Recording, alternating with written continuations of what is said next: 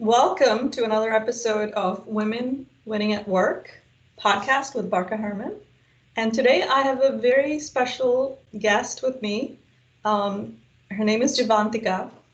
And of course, she works at Microsoft. And I have had the pleasure of working with her and collaborating with her on some other projects. But before I go there, I want to just introduce Jeevantika to you, a very talented, very driven young woman who is actually based in Microsoft Ireland. So Jeevantika, jump in, and I'd love for our audiences to hear who you are, what you're doing these days, and in life and work. Thanks, Berka, for having me in, and it's really a pleasure to be on this podcast with you.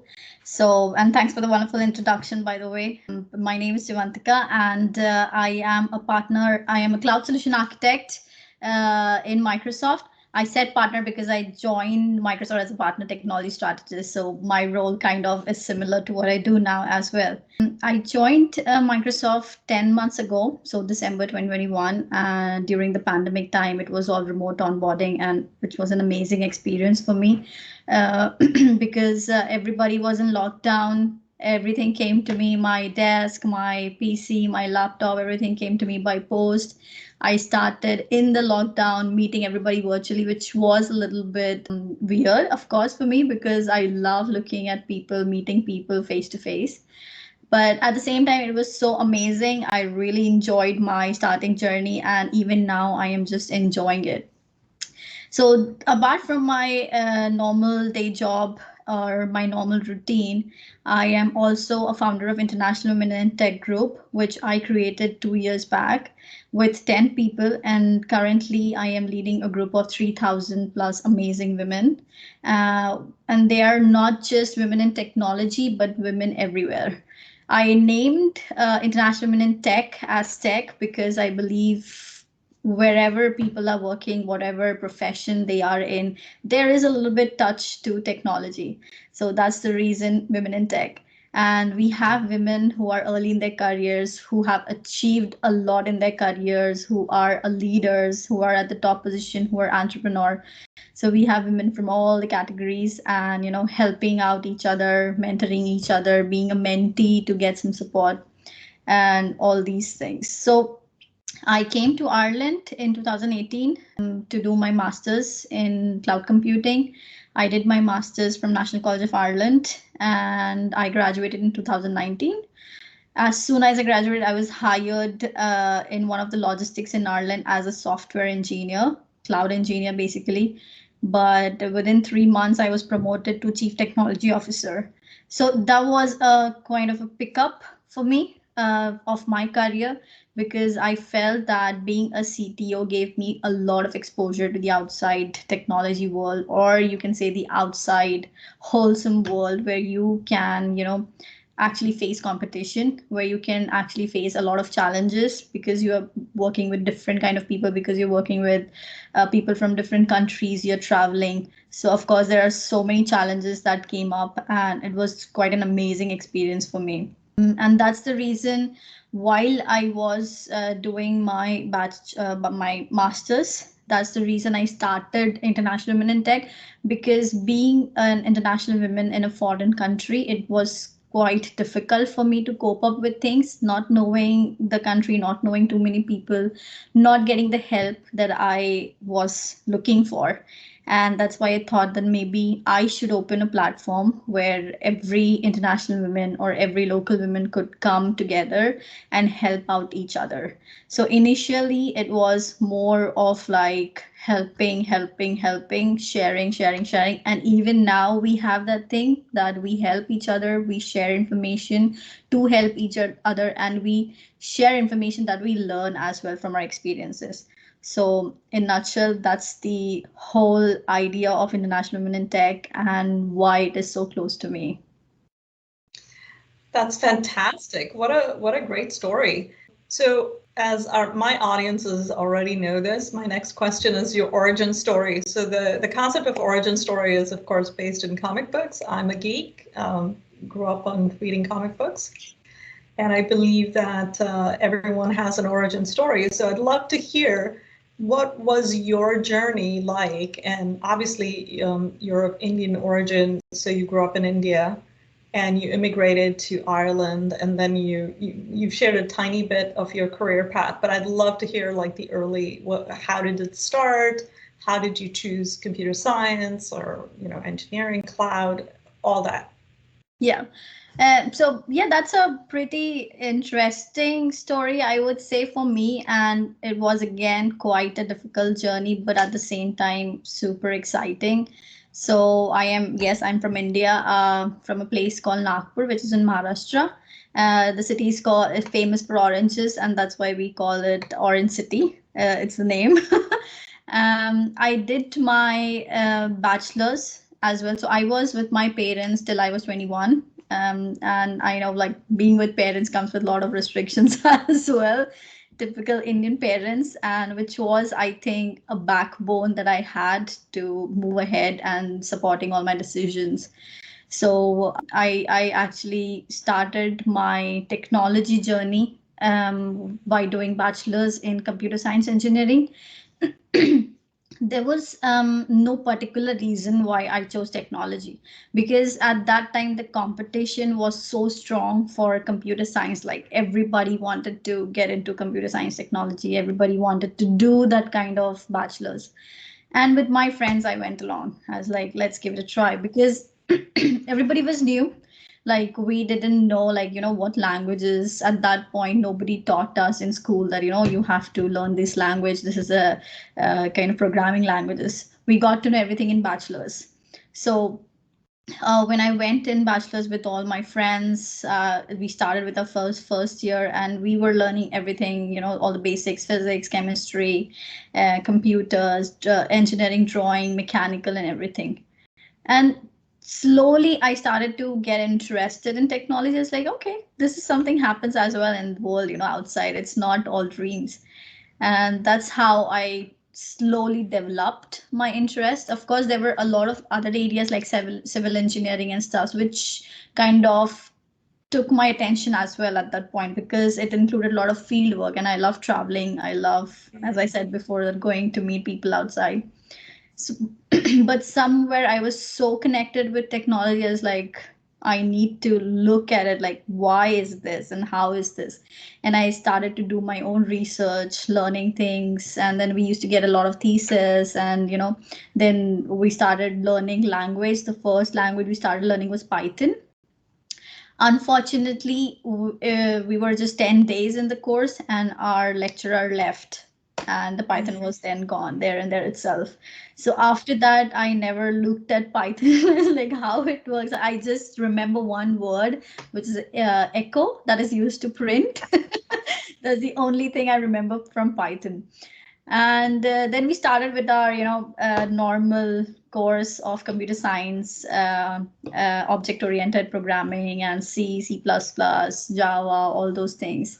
So we reached to our finals, and I was so bad in mathematics. I was so bad, like, I literally had to repeat my exam 3 times. I was so bad. And I actually somehow feel proud. I don't know, I shouldn't be proud of my failures, but I think it was good for me. Repeating those exams actually were very good, because at the end, I had gained that. First time when I failed, I was very upset, because all my friends had cleared, and there were few people left with me who hadn't been able to get through it. And I was so depressed. I used to cry to my mom, like, why me? Like, why can't I get so good in mathematics? So I just remember one thing from my mom, and I give like 200 credit to my mom, because she is so supportive. All the way through my journey, she has been so. And even now, if I feel that, like, I am depressed or I'm stressed for something, I'll just give a ring to her, like, this is something happening. And I know, like, she's not educated that much, and she hasn't been through that, all the phases of experience, like education experience. But I know her life experiences are worth understanding, and somehow she will give me some boost, like, oh, go ahead and do it. Why are you so, scared of all these things? And I think that's where I got all my courage from. She was an ex-politician as well, so I know she's like bold enough, Nice. and she wouldn't really, be afraid, or she wouldn't have any stage fear. So I got something from her, and then I was like, I literally took her words like, "Why are you scared? It's fine. It's just, failure. It's just part of life." And then I gave another exam with that thing. Oh, it's fine if I fail again, and I failed again. So I think I took her advice on a different level. But then I realized, like, you should have positive mindset to reach to a problem, or to, have that problem solved whenever you are, going through a situation. You just have to bet on optimism always. And that's where I got all the strength. Okay, it's fine that I failed 2 times, but what did I learn? Then I started to reflect back, like, what was my fault? Why did I do this? Where did I fail? And that's what that is something that I was able to recollect and then clear it in the third time. So I That's think, so cool. Yeah. Go ahead. no, I think that was the so-called journey of coming to Ireland as well. Because as soon as I graduated, I started working in one of the. I was actually hired through campus recruitment in my finals, and I was the only person that was hired through campus recruitment even after 3 failures. So that actually brought more confidence that, it's not just the education part or failure part that is helping you grow, but it also how you look through all these things, what optimistic approach you are taking to the life. And I started working in Mumbai. That was my first time I left my parents and went to a different city to live, started my career in technology. So I was there for 18 months as a software application developer. And then I felt that, this is where my life is. That's it. I'm done in here, because I am working 13 hours a day, and that's my job I have to do. And at some point, I was like, I think I'm just fed up of working 13 hours. I want to do more.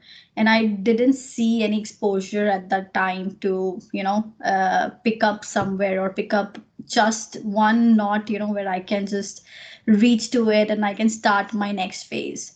So I just spoke to a lot of few people around, like, what should I do? What, of course, I had mentors at that time. As we say, mentors are very important. So they helped me guide, like, maybe you should go for further studies if you want.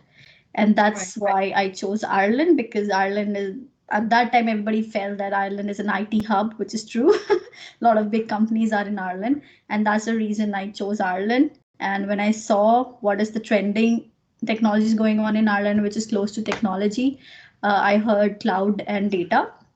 Somewhere my heart led me to cloud, and that's the reason I came to Ireland. What a fantastic story, especially there's an echo here, but I'll try to be precise. What a inspiring story with your mom, especially. That's so cool that, she was a strong woman and a strong support in your life. So I love that. And I love the fact that you took that and learned. One of the series that I'm doing right now is on questions. And I noticed that you went from your first failure, the question you were asking yourself was, why me? And after your second failure, the question you were asking were, what can I learn from this? That's fantastic. I love that. What a great message. So the next question I have for you is, what are some of the top challenges of being a woman in technology? And because you worked also in Mumbai as well as in Ireland, and different companies, I'd love to hear, like, what are the different challenges and different places that you've lived and worked as a woman in technology? Yeah, and I think this is something I really love to talk about with everybody, because I know a lot of people think that women in technology comes with a lot of challenges, and which is true. It does come with a lot of challenges, but at some point, I actually stopped looking at them as challenges, but I started looking at them as situations. So when we talk about that, giving some of the examples from my previous experiences, as you mentioned in Mumbai. So like me, there were so many graduates working in a software industry, and honestly, there are still a lot of company in India who promote women in technology. And there are still company in India who actually do not do it. So I will be a little bit blunt in here that I still have a lot of complaints against some of the organizations in India who actually feel that women shouldn't be able to work that much. Women should not get that much of attention as well in technology, because it's the male society who leads the leadership team, who can sit on the CEO chair, and who can start their own company, because of the mentality that people have. It's not the culture, but it's the mentality. And every country has some sort of backlogs to it when it comes to the society mentality. So when we talk about that, just because I'm from India, I'll speak my heart out in here, that they feel like as women grow and they reach their like 20s or 20, 21, 22, they should get married. That's the end for them. They should find a nice good looking groom, earning good, having a good job, and they should get married. They should get settled. That's what Right. they call the word settled. And I actually would quote them in settled as settled, because that is the meaning of successful women in some of the mentalities in the market or in the society. So that's how they look, that a woman is successful if she's married to a good good man, and who is successful in his life. But for me, the definition changed when I actually saw a lot of women growing. When I actually saw, but to start with, when I saw my mom, uh, Mm. as I said, the inspiration of my life, that's her. And I saw her doing things. I saw her not being educated and standing up for her rights and for people right, because she was in social rights and social stuffs. She helped a lot of people out there. And I saw, like, it's not just the education you need to help people, but your mentality, that you think that you need to take to help the others who are in need. And I saw, like, if her time was different, she did not get that much of exposure to all these things, but I am getting everything. My parents are supporting me. I am getting all the stuff that I need. I just need to ask them. I want to do it, and if I'm asking, I need to make sure that I do it and not just play Yeah. around with it. So I was like, I should probably take this challenge up and I should stand for my own rights. Why should I fear of anybody? I'm not a slave working for somebody, and Mm. nobody's controlling me, and I am the own master of my own life. So that's the reason I left the organization that I was working with, because it was getting very difficult for me to grow in that space. And that's Mm. the challenge. As you mentioned, Yeah. that's the challenge, being a woman in technology, women in the software industry, that people do not look at you as somebody who can grow and excel.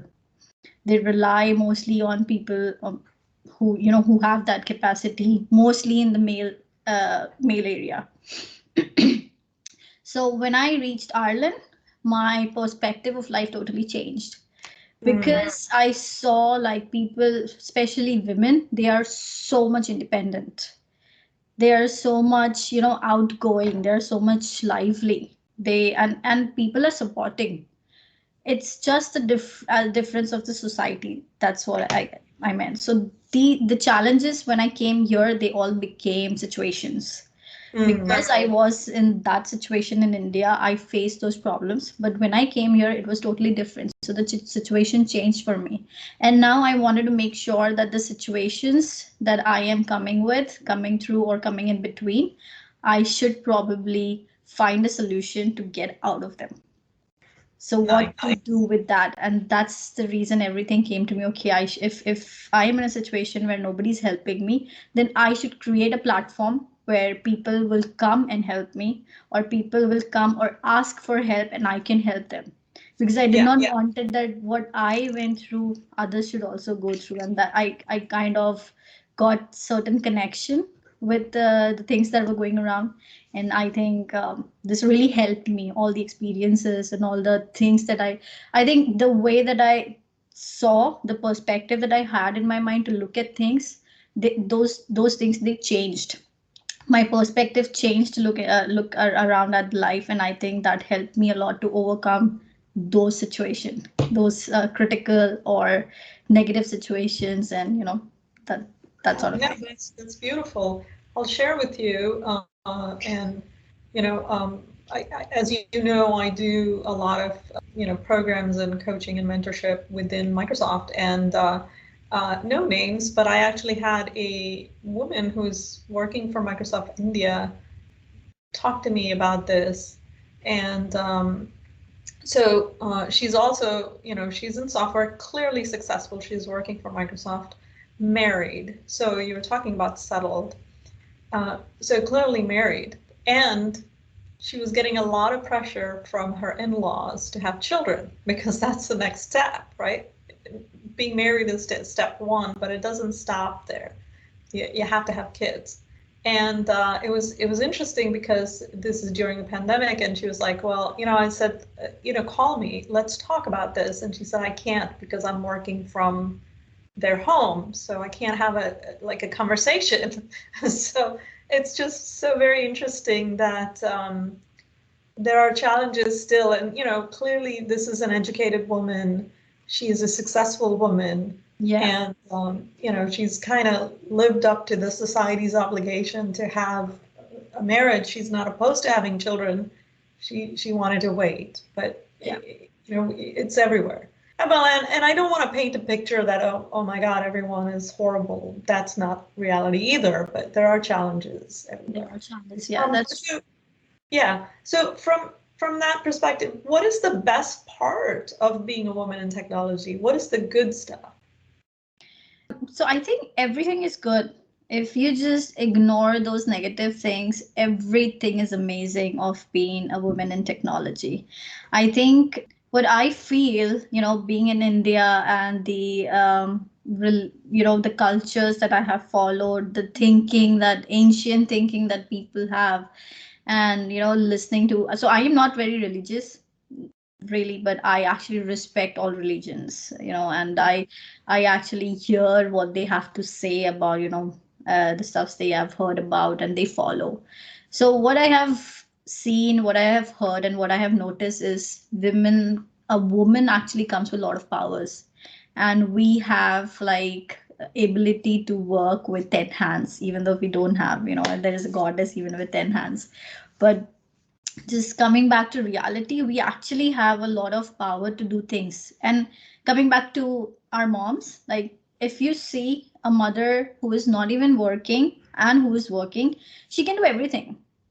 All the household chores you have, taking care of your baby, taking care of your husband, taking care of the family, taking care of your in-laws, everything.